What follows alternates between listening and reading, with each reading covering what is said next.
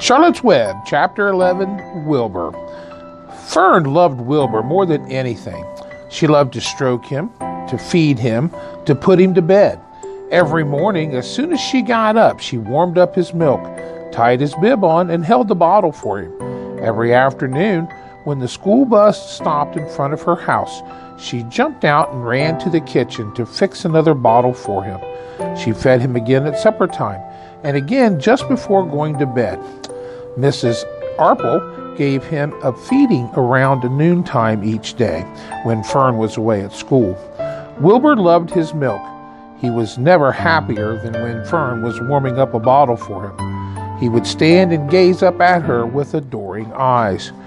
For the first few days of his life, Wilbur was allowed to live in a box near the stove in the kitchen. Then, when Mrs. Arple complained, he was moved to the bigger box in the woodshed. 2 weeks ago, at 2 weeks' age, he was moved outdoors. It was apple blossom time, and the days were getting warmer. Mrs. Arple fixed a small yard specially for Wilbur in an apple tree and gave him a large wooden box full of straw, with a doorway cut in it so he could walk in and out as he pleased. Won't he be cold at night?" asked Fern. "No," said her father. "You watch and see what he does." Carrying a bottle of milk, Fern sat down under the apple tree inside the yard. Wilbur ran to her and she held the bottle for him while he sucked. When he had finished the last drop, he grunted and walked sleepily into the box. Fern peered through the door. Wilbur was poking the straw with his snout. In a short time, he had dug a tunnel in the straw.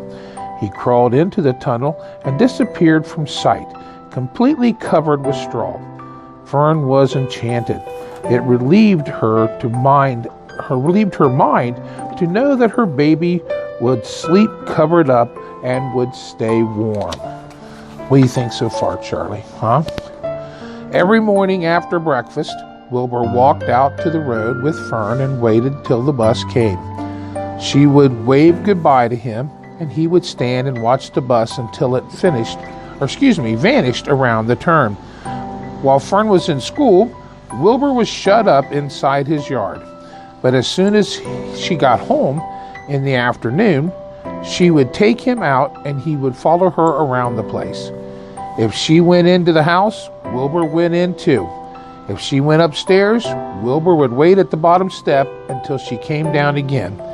If she took her doll for a walk in the doll carriage, Wilbur followed along. Sometimes on those journeys, Wilbur would get tired and Fern would pick him up and put him in the carriage alongside the doll. He liked this, and if he was very tired, he would close his eyes and go to sleep under the doll's blanket.